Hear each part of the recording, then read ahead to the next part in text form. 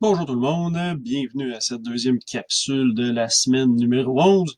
On va parler transpondeur TCAS et ADSB. On va faire un survol de ces trois systèmes-là. Pourquoi je fais la présentation de ces trois systèmes-là relativement simples, sont tous basés sur le même système, le transpondeur. Donc le transpondeur est vraiment le cœur du système TCAS et de l'ADSB. On va naviguer là-dedans dans les prochaines minutes. C'est ce qu'on va voir. Je vais passer rapidement sur certaines choses, comme d'habitude, qui sont peut-être un peu moins importantes pour mettre l'accent sur ce qui est un peu plus important. Le transpondeur, on se souvient, c'est notre code à 4 chiffres qui est envoyé au contrôleur aérien pour identifier l'appareil dans son espace aérien. Donc, le transpondeur, c'est à la base, c'est pas un instrument ou un système qui va être utilisé par le pilote. Le pilote en a à peu près rien à faire. C'est vraiment pour les contrôleurs aériens pour gérer l'espace aérien. Le transpondeur, c'est associé à un système radar. Radar, ça signifie Radio Detection and Ranging, pour ceux que ça intéresse. Qu'est-ce que ça fonctionne? On parle de micro-ondes. Donc, un radar, ça fonctionne avec des micro-ondes. Donc, on se souvient plus grand que 1 GHz. Les principales utilisations du radar, notre transpondeur va utiliser un radar pour faire une première interrogation, pour déterminer une première position de l'aéronef. Ça va gérer, bien sûr, surveiller le trafic aérien, donc l'ATC. On va voir qu'il y a deux types de radars que le contrôleur aérien va utiliser. On a nos radars météo et il y a certains Ground Control Approach systèmes, donc des systèmes d'approche qui utilisent les micro-ondes, MLS et compagnie. Et ça peut aussi être utilisé par les militaires pour des intrusions non désirées. Là. De tout le côté militaire, IFF, vous allez voir, je passerai très rapidement. On va rester dans les systèmes civils. Quelques définitions. Le transpondeur comme tel, c'est l'ordinateur, c'est le radio qui est dans l'avion. Le répondeur, c'est la tour de contrôle. Le radar secondaire, on va voir c'est quoi, parce qu'il va falloir faire la distinction entre le radar primaire et secondaire. Le ATC, Air Traffic Control, c'est notre tour de contrôle, c'est le contrôle du trafic aérien. Notre ATC RBS, c'est notre Radar Beacon Systems, donc c'est tout le système mécanique en arrière de notre tour de contrôle, donc les radars. Et IFF, quand on parle de Identification Friend or Foe, donc c'est les systèmes militaires pour déterminer si les avions qui sont dans notre espace aérien sont gentils ou méchants, si on veut. Donc, c'est la job des avions AWAC, Airborne Warning and Control System. Les avions avec les grosses assiettes sur le dessus, c'est un gros radar qui tourne pour détecter. Donc, au fond, c'est des ETC, des Air Traffic Control, mais airborne, donc qui sont volants. Le radar primaire. Donc, toutes nos tours de contrôle ont deux radars, le radar primaire et le radar secondaire. Le radar primaire, c'est simple, c'est un radar, c'est un écho. On va envoyer une pulsation dans les hautes fréquences. Quand cet écho-là ou cette pulsation-là frappe le target, qui est notre avion, il y a une partie du signal qui est revenue vers l'antenne radar. On calcule le temps encore une fois, c'est le même principe, vitesse de la lumière. On a le temps que l'onde revient, on est capable de calculer la distance. C'est le principe de base de tous les radars primaires, de toutes les ATC. Aujourd'hui, les ATC, ça tourne plus. Ça, c'est des radars qui sont rotatifs, donc c'est des ondes qui sont très directionnelles. On veut pas quelque chose qui est omnidirectionnel parce qu'on veut être capable de donner une position. Donc, si je fais encore une fois mes super petits dessins, oups, je vais enlever ça parce que j'ai fait des tests tantôt. Et voilà. Donc, si je m'en viens ici, dans le petit crayon bleu, j'ai mon ATC, donc j'ai mon radar, qui est un radar vraiment qui est mécanique dans le temps. On va partir de la base. Dans le temps, c'est des radars mécaniques. Donc, c'est un radar qui tourne sur 360 degrés. et qui est très, très, très directionnel. Donc, qu'est-ce que ça fait? Le radar va envoyer une pulsation dans l'espace comme ça, va frapper un avion et la pulsation va revenir vers l'ATC, vers la tour de contrôle. On calcule la distance en prenant le temps que ça prend pour que l'onde revienne. Et ce beacon-là, si vous voulez, cette onde-là, qui est très directionnelle, ben, tourne dans le temps et dans l'espace. Donc, dans le temps, dans l'ancien temps, si on peut dire, c'était des antennes qui étaient mécaniques, qui tournaient vraiment sur elles-mêmes. J'ai un petit exemple ici. Comme ça. Donc ça, c'était nos radars primaires dans le bon vieux temps, si je peux dire. Ça tournait, c'était mécanique. À présent, il n'y a plus d'antennes comme ça sur les tours de contrôle. C'est des antennes qui sont électroniques.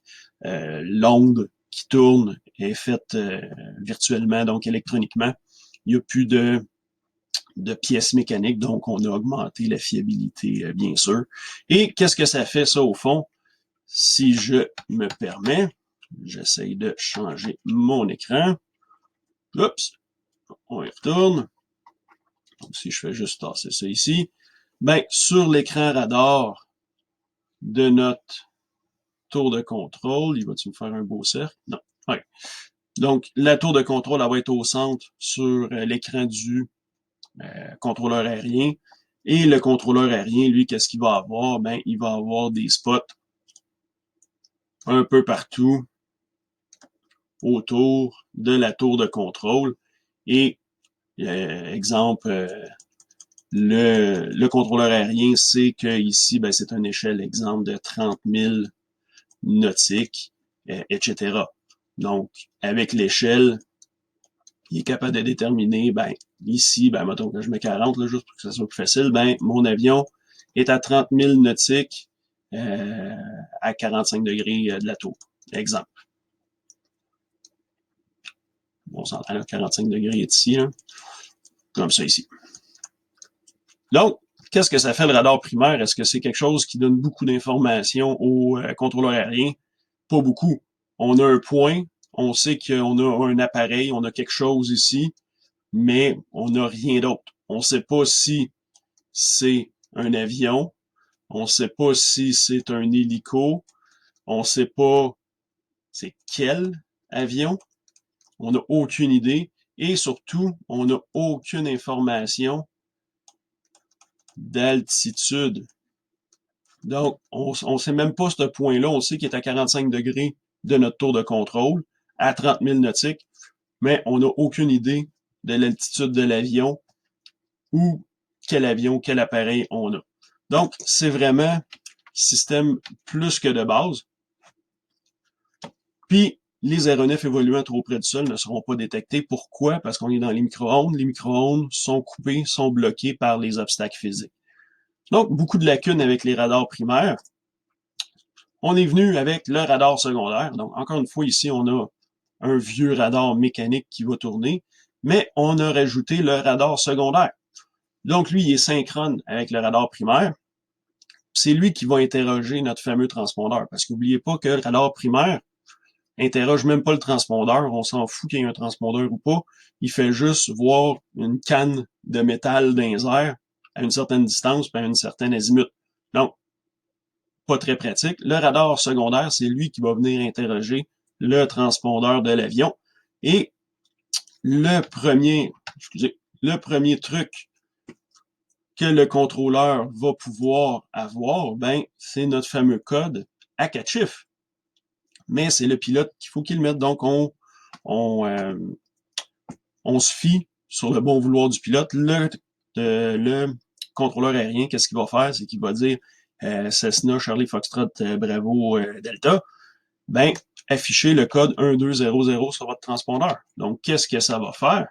Ben, ici, on vient d'avoir une nouvelle information. On vient d'avoir un code qui est donné par l'ATC. L'ATC, lui, va avoir, dans le temps, c'est des petits blocs avec des papiers, mais il y a des petits blocs comme ça ici. Wow. Et exemple, Charlie Foxtrot Bravo Charlie Delta, ben c'est le code 12 Charlie Golf Bravo Bravo Bravo, ben il y a le code 1475. Donc lui ici, ben A1475. Donc on vient de résoudre notre premier problème de savoir quel avion est dans notre espace aérien. Donc ça, c'est le mode A. Mode A de notre transpondeur, c'est quoi? C'est notre code à 4 chiffres. Comme ça.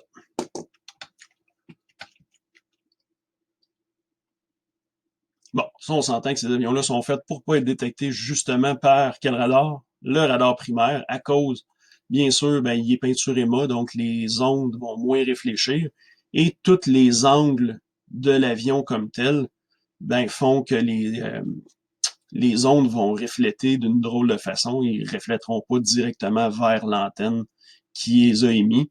Donc, sont plus difficiles à capter par le radar primaire. J'avais lu quelque part que ce genre d'avion-là, ça avait la signature d'un oiseau là, ou quelque chose comme ça. Donc, très difficile à capter par les radars primaires. IFF, ben, c'est le même principe. Il va y avoir des interrogations entre les avions. Si t'as pas le bon code, t'es un ennemi. Si t'as le bon code, ben, t'es un ami. Fait que, ça, c'est IFF. Là, il y a plusieurs cas, il y a plusieurs études de cas, des petits mises en situation, des choses qui sont arrivées dans le temps, dans l'histoire de l'aviation. Je vous laisse le soin d'aller les lire. Moi, je ne passe pas à travers ça. Donc, notre mode A, c'est le code à 4 chiffres de 000 à 7777. On se souvient que c'est un code binaire, un code digital en octal. C'est pour ça qu'on n'a pas de 8 ni de 9, c'est de 0 à 7, on a juste 8 caractères ou 8 symboles. Le contrôleur aérien va donner un code à l'avion. Le pilote doit afficher ce code-là sur son transpondeur pour que la tour de contrôle puisse déterminer quel avion est dans son espace aérien. Il y a 3 codes que c'est le pilote qui va mettre en cas de panne ou de problème. C'est des codes pour les urgences et les détresses. C'est à apprendre. Je vais poser des questions, c'est sûr, là-dessus. 7500, c'est un détournement. 7600, une panne radio. Et 7700, des codes de détresse. C'est bon à savoir, nous-mêmes, en tant que techniciens, parce que quand il faut tester le transpondeur, il faut passer à travers tous les codes possibles, donc de 000 à 7777. Ce qui va être important de faire, c'est d'y aller un bouton à la fois pour être sûr de ne pas tomber sur ces codes-là. Donc, la façon de faire le test, ben, on part à 000 partout, mais on va monter de 0 à 7 sur 1, on revient à 0. Ensuite, le deuxième digit, on va passer de 0 à 7 aussi, et ainsi de suite. De cette façon, ben, on tombera pas sur un de ces codes d'urgence-là. C'est la façon de faire quand on fait un test. Les fréquences utilisées, ben, c'est facile. Il y a seulement 2 fréquences utilisées par nos transpondeurs. C'est un système qui fonctionne en duplex. On se souvient, duplex, ça veut dire que j'ai 2 fréquences. Ma fréquence d'émission, c'est pas la même fréquence que de réception. L'autre système qui fonctionne comme ça, on se souvient, c'est le DME. Le seul autre, c'est transpondeur. Donc, transpondeur, l'interrogation de la tour vers l'avion se fait sur 10-30 MHz et la réponse de l'avion se fait sur 10-90. C'est universel, tous les transpondeurs fonctionnent de même, toutes les tours de contrôle, c'est pareil, partout dans le monde. Donc, 10-30, interrogation, 10-90, réponse. Et c'est tout le temps une interrogation de la tour et une réponse de l'avion, jamais l'inverse. Les modes de transpondeur. Donc là, il y a plein de modes qui sont militaires, qu'on n'utilise pas, qu'on s'en fout. Donc, ceux qu'il faut retenir, c'est ceux qui sont en jaune. Le mode A, donc ils disent 3A, mais c'est le mode A. C'est, comme je l'ai dit tantôt, le mode à 4 chiffres, c'est le code, à 4 chiffres donné par le contrôleur aérien que le pilote va indiquer sur son transpondeur. On n'oublie pas que c'est un code octal, parce que ça reste du numérique. Mode C, c'est le deuxième mode civil qui est utilisé sur les avions. Le mode C, ça va donner l'altitude-pression de l'avion. Donc, qu'est-ce que là, on vient de régler comme problème si je m'en viens ici? Ben, tantôt, je disais que j'avais aucune altitude, information d'altitude, ben, en mode C, qu'est-ce qui arrive? Ben, ça fait modec. Mode C. Ben, ici, en dessous de l'avion, ben, je vais avoir une information d'altitude à côté du point de l'avion. Donc, ça, c'est mon mode C. Et le mode C, qu'est-ce qu'il fait? Ben, il inclut mon mode A aussi. Donc, mon mode A est inclus dans le mode C, donc je garde le code à 4 chiffres de mon transpondeur. Oups, mauvaise page. Voilà, ouais. Bon. Donc, le mode C, mode A, 4 chiffres, le code à 4 chiffres, mode C, ça donne le niveau de vol, altitude, pression et le code à 4 chiffres. Et le mode S, il va y avoir beaucoup plus d'informations dans le mode S. C'est le mode des avions commerciaux et le mode des avions d'affaires. Et aussi, à présent, les aviations générales ont des transpondeurs modestes. On va donner en plus le code 24 bits universel de l'avion. C'est le même code 24 bits qui était programmé dans nos ELT, donc nos balises de détresse. On va donner un code 24 bits et ce code-là est universel. Ça fait que ici, on a beau donner un code à 4 chiffres, le pilote, le contrôleur va tout de même avoir l'information relative à l'avion qui sont attachées au code 24 bits. C'est-à-dire le modèle, le propriétaire,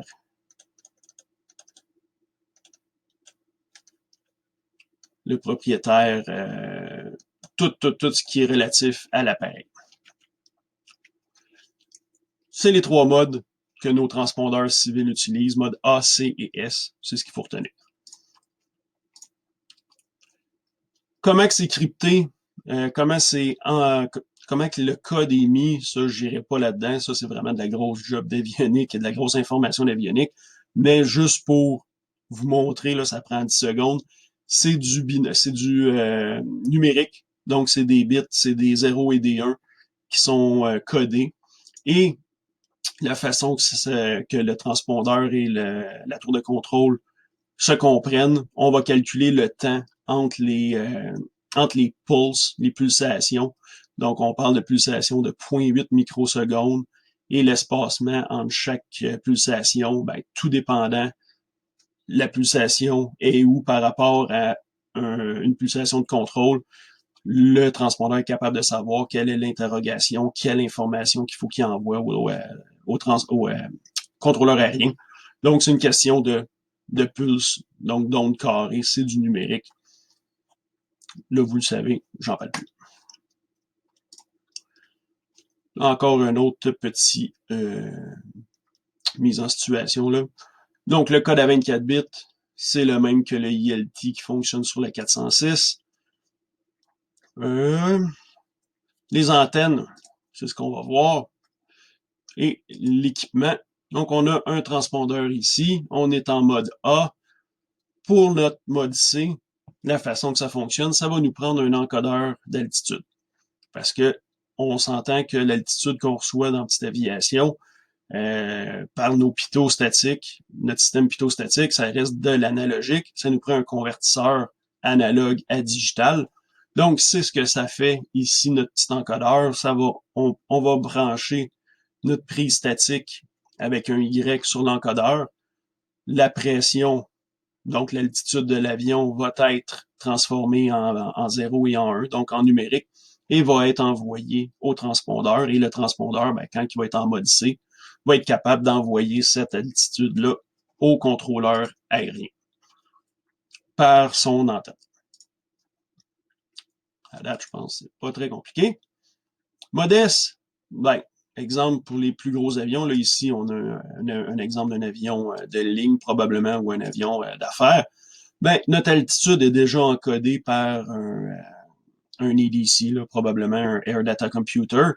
Cette information-là est envoyée de façon numérique à mon transpondeur qui est dans la baie avionique et bien sûr dans l'avion, ça reste une tête de contrôle comme toutes les autres radios qu'on a vues.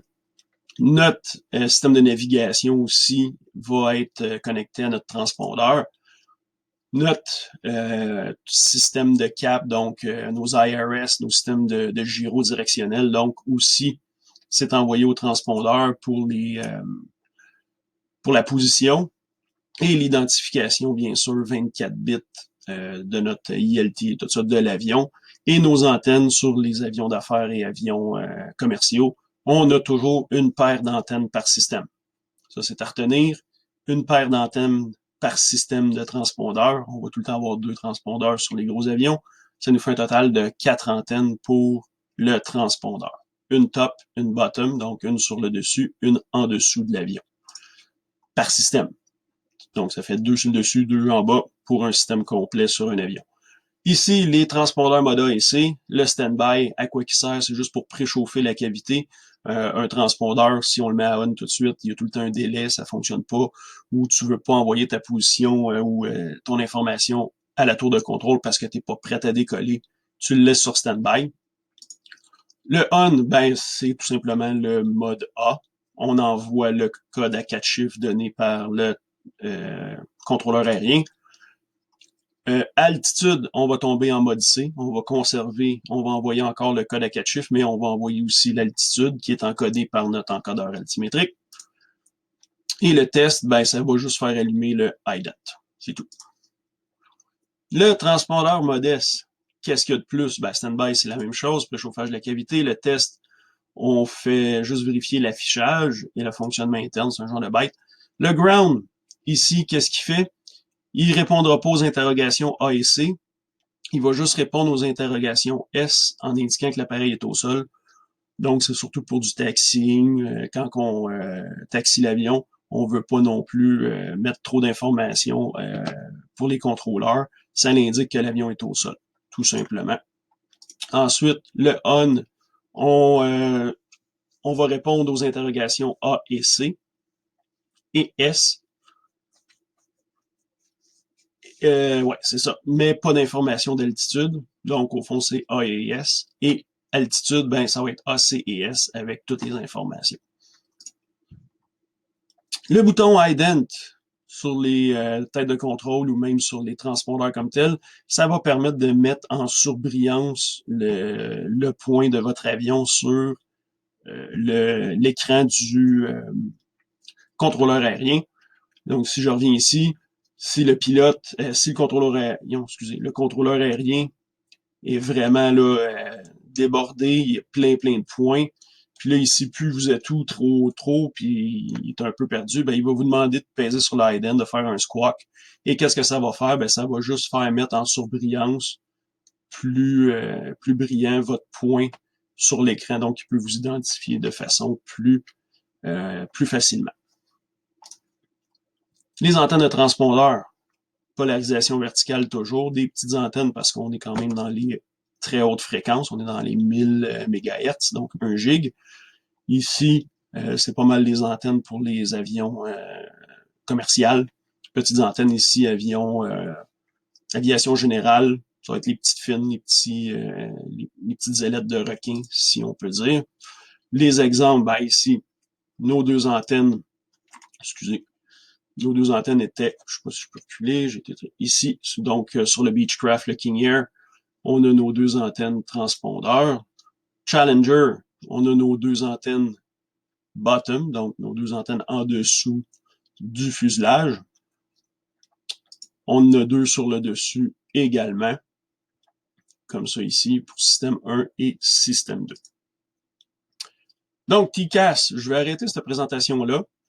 Juste pour garder ça plus court, comme ça va vous permettre de vous aérer. Je vais repartir une autre présentation pour le TCAS tout de suite après. Donc, on se revoit bientôt.